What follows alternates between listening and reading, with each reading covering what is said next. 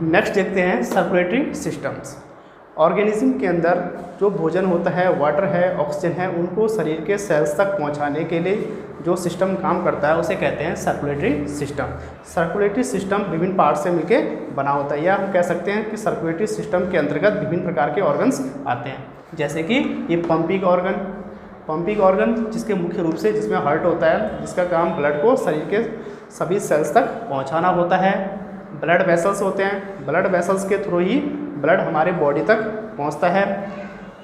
ये circulatory medium में मुख्य रूप से ब्लड और लिम्फ आते हैं, जो पचे हुए भोजन को, ऑक्सीजन को, वाटर को शरीर के सेल्स तक पहुंचाने का काम करते हैं। अब हम इनके बारे में डिटेल से पढ़ेंगे। सर्कुलेटरी सिस्टम में फर्स्ट आता है ह्यूमन हार्ट के बारे में। Heart is a muscular organ, it have two sides separated by muscular wall, it have 4 chambers, atrium and ventricles। Human जो हार्ट होता है वो मस्कुलर ऑर्गन्स का बना होता है। इसमें 2 साइड्स होते हैं। ये ह्यूमन हार्ट का डायग्राम है, इसमें 2 साइड्स हैं जो कि 4 चैम्बर्स में डिवाइड होता है, जिसे हम एट्रियम और वेंट्रिकल्स से डिवाइड करते हैं। राइट वाले पार्ट को हम राइट लगा लेते हैं, जैसे राइट एट्रियम्स और ये राइट वेंट्रिकल्स। लेफ्ट वाले पार्ट में left atriums and left ventricle लगा के डिनोटेट करते हैं। तो इस प्रकार से ह्यूमन जो हार्ट है वो 4 चैम्बर्स में डिवाइडेड होता है। तो अब ह्यूमन हार्ट के फंक्शन के बारे में देखते हैं कि ह्यूमन हार्ट हमारे बॉडी में किस प्रकार से फंक्शन करता है। तो स्टार्ट करते हैं। Deoxygenate blood comes from body to right atriums which then pump to your lungs by right ventricles through arteries where it draw carbon dioxide and carry oxygen. हमारी बॉडी में जो ब्लड आता है, यानी कि डीऑक्सीजनेट ब्लड आता है हमारे हार्ट के अंदर, तो वो इंफीरियर वेना कावा और सुपीरियर वेना कावा के थ्रू हमारे राइट एट्रियम में आता है। सुपीरियर वेना कावा जो होता है ये शरीर के अपर पार्ट से ब्लड ले आता है, और इंफीरियर वेना कावा शरीर के लोअर पार्ट से ब्लड को हमारे राइट एट्रियम तक ले आता है। जैसे ही ब्लड राइट एट्रियम में आता है उसी टाइम राइट एट्रियम की मसल्स संकुचित होती हैं और सारा ब्लड राइट वेंट्रिकल तक पहुंच जाता है। राइट वेंट्रिकल में ब्लड पहुंचने के बाद राइट वेंट्रिकल उस ब्लड को पल्मोनरी आर्टरीज के थ्रू हमारे लंग्स में पंप कर देता है। हमारे लंग्स में ब्लड पहुंचने के बाद वहाँ पे उस ब्लड में मौजूद कार्बन डाइऑक्साइड को वहाँ पे ड्रॉप कर लिया जाता है। कार्बन डाइऑक्साइड को ड्रॉप करने के बाद ऑक्सीजन को कैरी कर लिया जाता है, जो ऑक्सीजन पल्मोनरी वेन्स के थ्रू हमारे लेफ्ट एट्रियम तक पहुंचता है। लेफ्ट एट्रियम में जो ब्लड आएगा अब वो ऑक्सीजनेट ब्लड होता है, क्योंकि उसमें मौजूद कार्बन डाइऑक्साइड को लंग्स तक ड्रॉप कर लिया जाता है और ऑक्सीजन उसमें मिला दिया जाता है। ऑक्सीजन को कैरी करने के बाद ब्लड हमारे लेफ्ट एट्रियम तक पहुँचता है। लेफ्ट एट्रियम में ब्लड आने के बाद ब्लड लेफ्ट वेंट्रिकल में आता है, और लेफ्ट वेंट्रिकल से ब्लड एरोटा के थ्रू पूरी बॉडी में पंप कर लिया जाता है। पूरी बॉडी में ब्लड पहुंचने के बाद बॉडी में जो कार्बन डाइऑक्साइड होता है वो कार्बन डाइऑक्साइड पुनः उसी प्रकार से ब्लड में और ब्लड के थ्रू इंफीरियर वेना कावा और सुपीरियर वेना कावा के थ्रू राइट एट्रियम में, और राइट एट्रियम से राइट वेंट्रिकल फिर से उसको पंप करके पल्मोनरी आर्टरीज के थ्रू हमारे लंग्स तक पहुँचाएगा, जहाँ पे कार्बन डाइऑक्साइड को ड्रॉप कर लिया जाता है और ऑक्सीजन को कैरी करते हैं, और ऑक्सीजनेट ब्लड फिर पल्मोनरी वेन्स के थ्रू लेफ्ट एट्रियम और लेफ्ट एट्रियम से लेफ्ट वेंट्रिकल और लेफ्ट वेंट्रिकल से इस एरोटा के थ्रू हमारी बॉडी तक पहुंच जाता है। तो इस प्रकार से हमारा जो हार्ट है वर्क करता है। तो ये था function of human heart.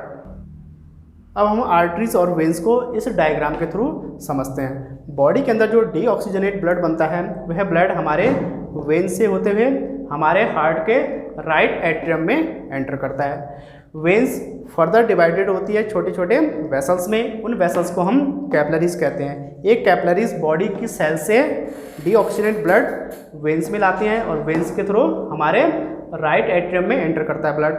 Right atrium में ब्लड पहुंचने के बाद हमारे राइट वेंट्रिकल तक ब्लड पहुंच जाता है।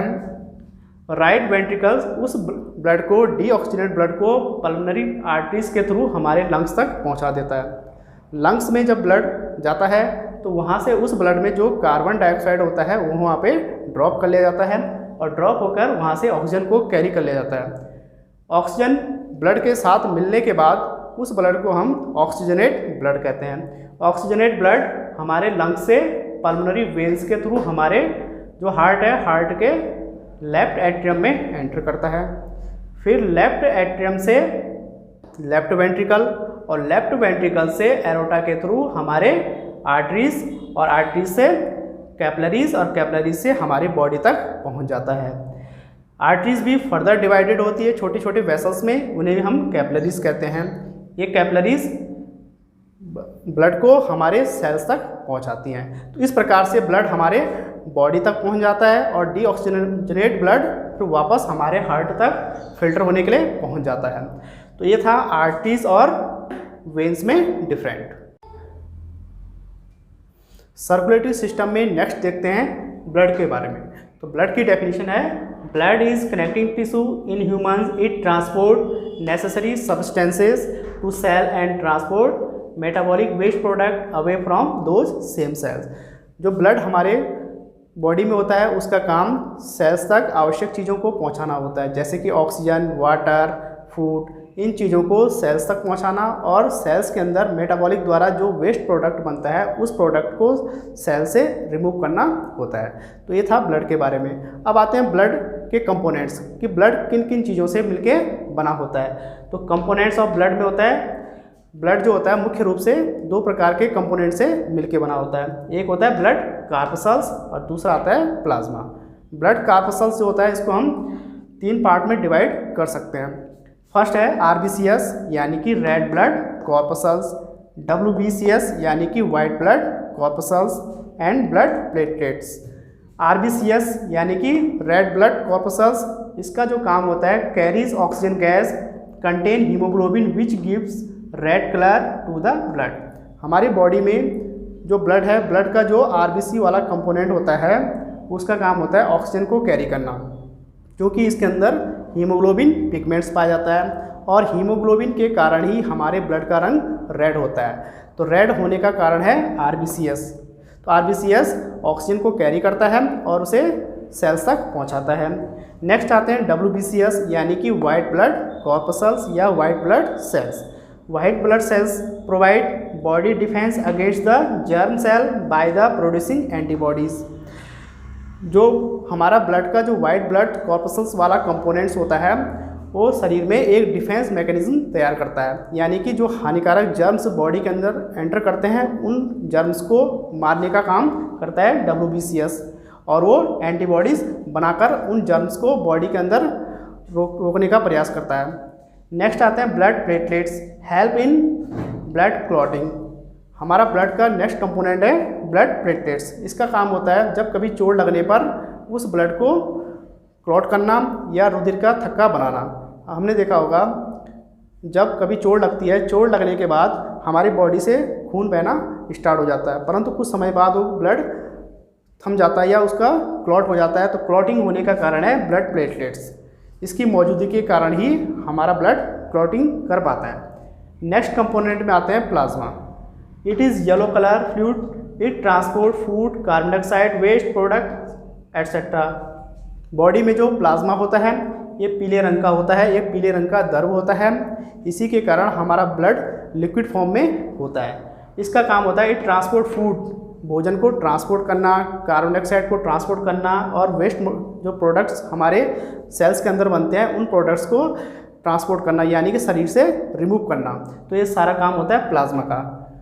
तो ये था ब्लड्स के कंपोनेंट्स के बारे में। नेक्स्ट देखते हैं लिम्फ के बारे में। लिम्फ यानी कि लसिका। This is also transporter fluid, the course present in the walls of capillaries, some amount of plasma, protein and blood cells escape into intracellular space in the tissue to form the lymph. जो lymph होता है वो हमारे sales, body की जो sales होती हैं, sales के बीच जो इंट्रासेलुलर स्पेस होती है, सपोज ये हमारे बॉडी के सेल्स हैं और सेल्स के बीच में जो एक खाली जगह होता है इसे हम कहते हैं इंट्रासेलुलर स्पेस। तो इसी स्पेस में एक फ्लूइड टाइप का सब्सटेंस पाया जाता है जिसे हम कहते हैं लिम्फ। लिम्फ जो होता है एक्चुअली जो ब्लड जब सेल्स को फूड या ऑक्सीजन प्रोवाइड कराता है तो वो पहले इस फ्लूइड से होके उसे गुजरना होता है, यानी कि फ्लूइड ये वाला लिम्फ उस सब्सटेंसेस को जो ब्लड कैरी करता है उसे सेल्स तक पहुंचाने का कार्य करता है। और सेल्स के अंदर जो वेस्टेज बनते हैं वो पहले लिम्फ में आते हैं और लिम्फ से ब्लड में जाते हैं और ब्लड के थ्रू शरीर से बाहर होते हैं। तो इस प्रकार से लिम्फ हमारी बॉडी में काम करता है। अब लिम्फ के बारे में देख लेते हैं। It is colourless. लिम्फ का कोई कलर नहीं होता, वो कलरलेस होता है। Lymph absorbs and transport fat from intestine. Lymph हमारे इंटेस्टाइन से फैट को ट्रांसपोर्ट करता है। It drain away the excess tissue metabolism. इसके साथ साथ टिश्यूज़ के अंदर जो मेटाबॉलिज्म द्वारा जो एक्सेस एक्स्ट्रा वेस्टेज बनते हैं उन वेस्टेज को सेल से रिमूव करने का काम भी करता है। तो ये था लिम्फ के बारे में। अब हम देखते हैं ट्रांसपोर्टेशन इन प्लांट्स। जिस प्रकार से ह्यूमन बॉडी के अंदर डाइजेस्टिव फूड को ले जाने के लिए ब्लड होता है, ब्लड के द्वारा डाइजेस्टिव फूड को शरीर के समस्त सेल्स तक पहुंचा दिया जाता है, उसी प्रकार से प्लांट्स बॉडी के अंदर कुछ इस प्रकार के टिश्यूज़ पाए जाते हैं जिनके द्वारा पौधों द्वारा सिंथेसाइज फूड को पौधों के समस्त भागों तक पहुंचा दिया जाता है। तो वो टिश्यूज़ हैं जाइलम एंड फ्लोएम। अब इनका यूजेस भी अलग अलग होता है, इनका फंक्शन भी अलग अलग है। तो अब हम उनके बारे में देखते हैं कि जाइलम और फ्लोएम की क्या क्या फंक्शन है। तो जाइलम के बारे में देखते हैं। It carries water and minerals from the roots to other parts of the plant. Xylem जो टिश्यूज़ होते हैं इनका काम रूट्स के द्वारा वाटर और मिनरल्स को एब्जॉर्ब करके उसे पौधों के ऊपरी भागों तक या एरियल पार्ट तक पहुंचाना होता है, यानी कि पत्तियों तक या तने तक या स्टेम तक पहुंचाना होता है। No energy is used. और इस कार्य को करने में कोई भी एनर्जी का यूज नहीं किया जाता है। वही फ्लोएम जो होता है it's carry product of photosynthesis from leaves to other part of the plant. Phloem जो टिश्यूज़ होते हैं इनका काम पत्तियों द्वारा सिंथेसाइज फूड को पौधों के समस्त भागों तक पहुंचाना होता है। Energy is used from ATP. और इस कार्य को करने के लिए वो एटीपी से एनर्जी को लेते हैं। एटीपी यानी कि एडेनोसिन ट्राइफॉस्फेट। तो पौधों में इस प्रकार के दो टिश्यूज़ पाए जाते हैं जो ट्रांसपोर्टेशन का काम करते हैं। तो जाइलम वाटर एंड मिनरल्स को एब्जॉर्ब करता है और पौधों के ऊपरी भाग या एरियल पार्ट तक पहुंचाता है। और फ्लोएम का काम पत्तियों द्वारा सिंथेसाइज फूड को पौधों के समस्त भागों तक पहुंचाना होता है। तो ये था जाइलम और फ्लोएम के बारे में, और ये आता है ट्रांसपोर्टेशन प्लांट्स के अंतर्गत।